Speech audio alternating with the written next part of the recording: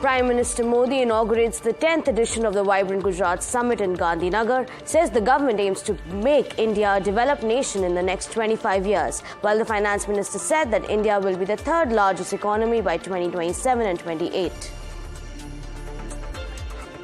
Adani Group pledges investments of over 2 lakh crore rupees in Gujarat after surpassing the 50,000 crore rupees promised in the last year's Vibrant Gujarat Summit. Over one-third of Reliance Industries' $150 billion investment in India over the last 10 years was made in Gujarat. This was said by Chairman Mukesh Ambani at the Vibrant Gujarat Summit. Adds that the company will set up India's first and world-class carbon fiber facility at Hazira. Auto companies go big on electric vehicles at the Vibrant Gujarat Summit. Maruti will invest 35,000 crore rupees for a second plant in the state, while Tata Motors announces that it will set up a lithium-ion battery manufacturing unit. Benchmark indices close in the green. Nifty Bank snaps its 3-day losing streak. Nifty IT gains ahead of TCS earnings tomorrow, but analysts expect a muted quarter for the IT companies due to seasonality, as fewer working hours and furloughs are expected to weigh on the revenue.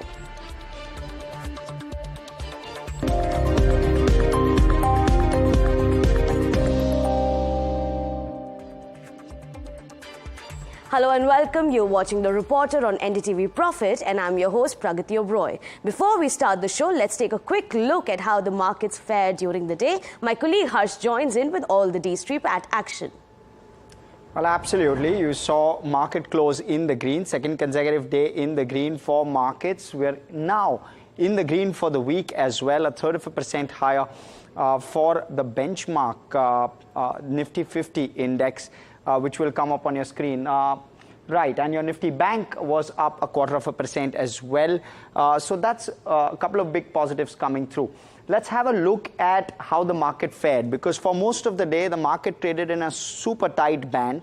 And towards the last half an hour to 45 minutes, we saw a really good recovery when it came to markets. It was a soft day of trade through the day, except that last half an hour of trade where you see that spike. And little did I expect that markets would close above the 21,600 mark, but that's exactly what the Nifty has done for today. So nothing at all to complain about.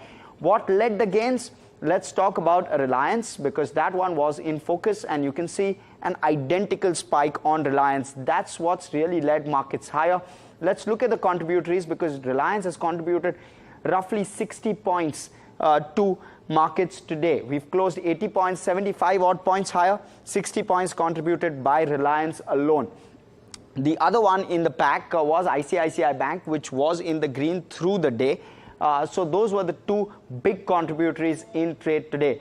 When you look at the negatives, no significant stock really contributed to the negatives. So that is one key piece. Reliance up 2.9%, especially given the last half an hour or so of trade.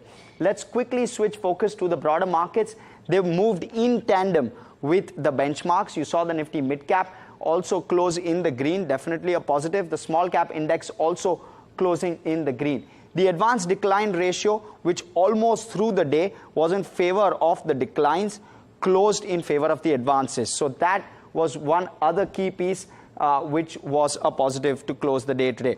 Last off, let's also look at sectoral indices, because you have the likes of a Nifty IT index, which will be in focus, but the Nifty Media Index was in focus today. Top sectoral gainer, Nifty IT traded higher, and among the losers, you had just 4 on the Nifty 50 among sectors. Thanks so much for that quick market wrap, Harsh. Let's move on to the big news of the day, that is the Vibrant Gujarat Global Summit. Now, the 10th edition of this summit kicked off in the presence of top global leaders, India CEOs and the dignitaries with the theme Gateway to the Future. 34 partner countries and delegates from over 130 countries are attending the summit. A slew of deals pertaining to economic development have also been signed between nations, with the added impetus on sustainability. To wrap all that action, we have for you Janani Janardhan joining us. Janani, what are the key takeaways from the summit?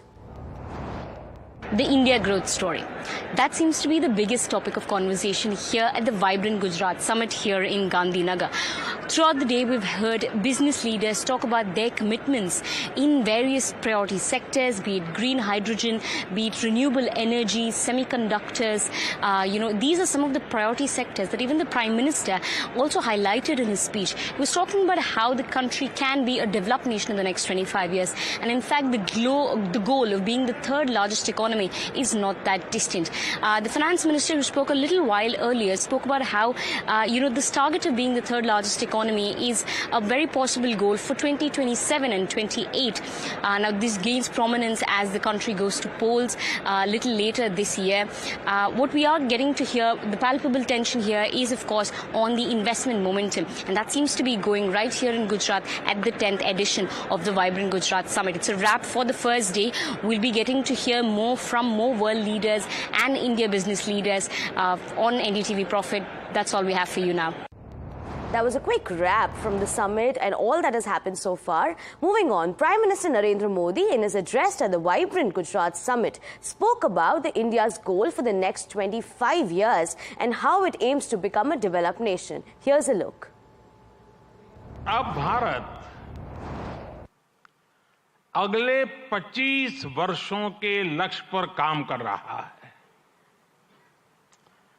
जब भारत अपनी आजादी के 100 वर्ष मनाएगा, तब तक हमने भारत को विकसित बनाने का लक्ष्य रखा है। और इसलिए ये 25 साल का कार्यकाल भारत का अमृतकाल है। That was PM Modi at the summit. Finance Minister Nirmala Sitharaman was also present at the Vibrant Gujarat Summit. Now, while addressing the attendees, she emphasized on the mission of making India the third largest economy by 2027-28. Vikasit Bharat agenda is a comprehensive vision plan which is being developed by Government of India. I appreciate the effort of the state in getting this already on board. India today is at a turning point, is what the previous speaker has been saying. 21st century will be our century is one thing. But even by 2027-28, it is believed that we surely will be able to reach the third largest economy goal. Now, after PM Modi and Finance Minister, let's now get you the key voices from India Inc. that were also present at the Vibrant Gujarat Summit. Now, Gautam Adani, chairman of the Adani Group, said that the company will invest over 2 lakh crore rupees in Gujarat over the next 5 years. Over the next 5 years, the Adani Group will invest over rupees 2 lakhs crore in Gujarat,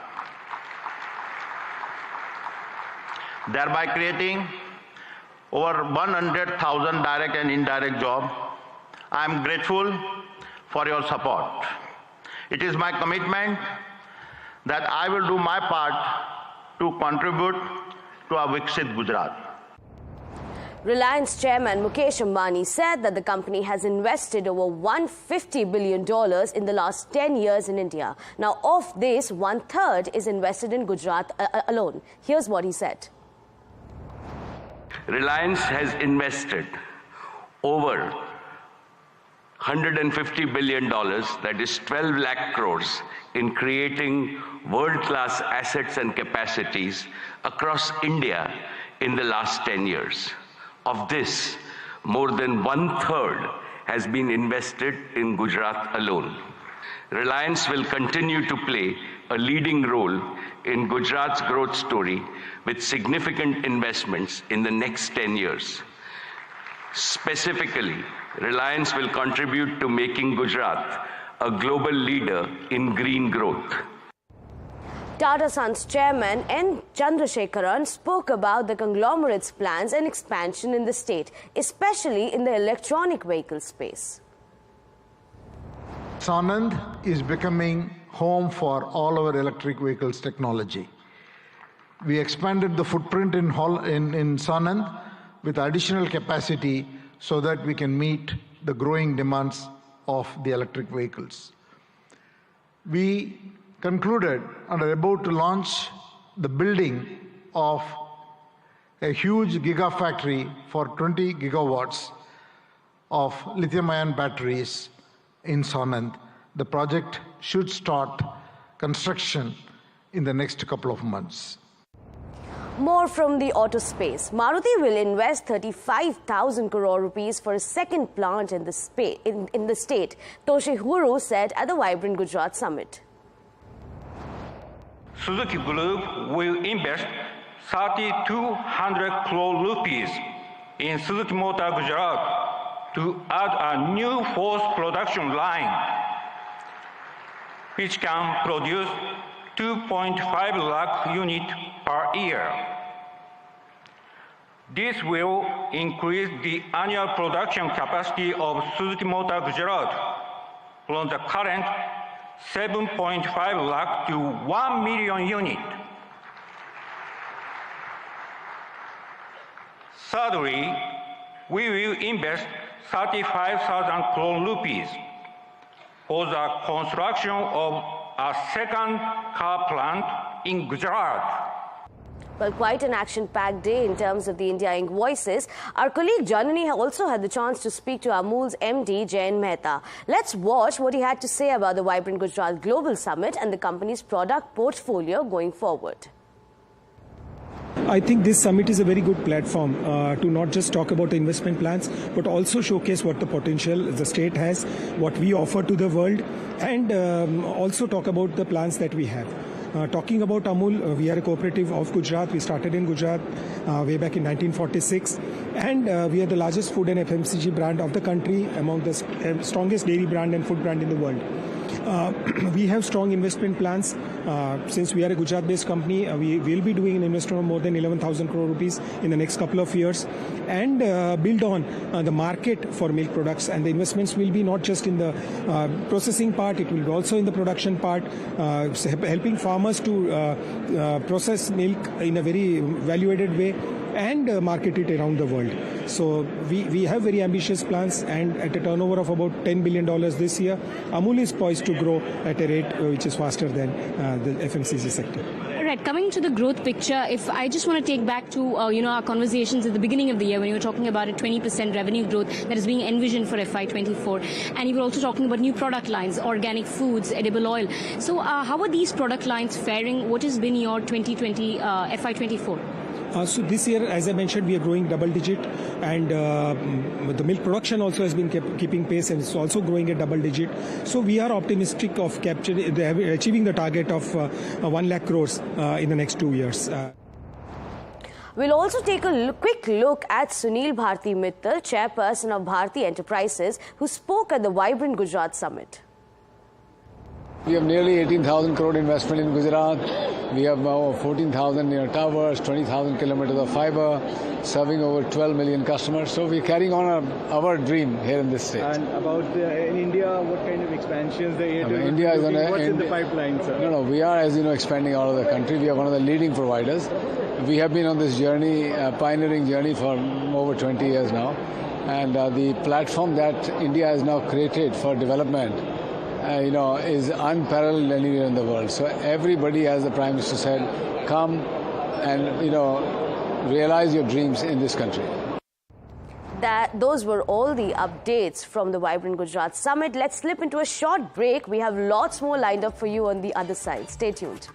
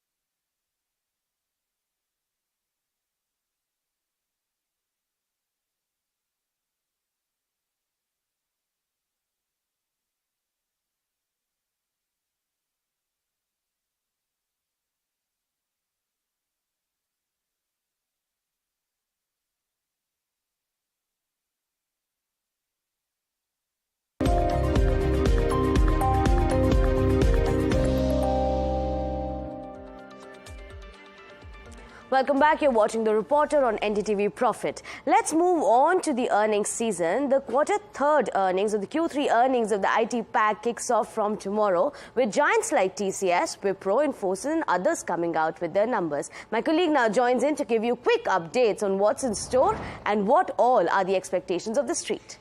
Thank you so much, Pragati. So essentially what we are looking at from the IT pack is seasonality at play in the October-December quarter. Now, what do I mean by when I say seasonality? It effectively means that there are fewer working hours and furloughs which will weigh on revenue of IT companies.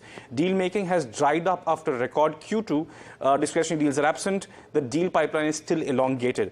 Also, these companies have few margin levers in play to shore up profitability. So we have to wait and watch what else will they do to sustain those margins at the levels at what they see. Now, what is in focus, what we should watch out from these companies is the guidance. What are they guiding for the January-March quarter, as well as for the rest of the quarter, rest of the fiscal and the full 2024. We also need to watch out for the commentary on the IT budgets of clients in the US and the evolving macros in the US on easing inflation and Fed rate cuts, because that will actually decide how the rest of the year pans out for these IT companies. Over to you, Pragati. All right, thanks so much for those quick updates. We also have something coming up from the global coffee chain Starbucks. Now, as we are getting the updates, Starbucks has set quite a frothy target of doubling its outlets in India by 2028. But the company's presence in the country, as we all know, has also been dotted with a couple of losses. My colleague Mahima joins in with more on this. Mahima, how has the company's performance been and what are these targets like that the company is going ahead with? Starbucks, all stars and no bugs. Starbucks India's journey is dotted with losses. Let us understand why. Starbucks is a JV of Starbucks and Tata Group, and it has invested over 1,000 crores in 11 years now, and at present it has over 390 stores in India. And if we see, India accounts for 1% of Starbucks stores over the entire world. Now, going forward, they're targeting that over 1,000 stores of Starbucks will be added in India by 2028. And at present, it is present in 54 cities. Now, this target means that in every 3 days, Starbucks will be adding one store in the next 4 years. So, this will help the workforce also double. The workforce can reach up to 8,600 employees. But the question really here is that, is it viable for Starbucks? Because if we see, Starbucks took 11 years to scale their operations to a revenue of 1,000 crore mark, and FY23 reported a loss of 25 crores. So adding more stores means they'll be pushing the profitability further under pressure, and this will also double the requirement for equity infusion by both Starbucks and the Tata Group as well. Also, if we compare the prices of Starbucks to their peers, we'll see that Starbucks coffee on an average costs you 300 rupees versus that of CCD at 140 rupees, Costa at 230 rupees, and Tim Hortons is 270 rupees. So Starbucks at present is selling the most expensive coffee when compared to its peers. So the question really here is that whether the store expansion is viable or not. That was a special segment called All Stars and No Bugs. And that's also all that we have for you on The Reporter. But for all the fresh news and updates, please keep watching NDTV Profit.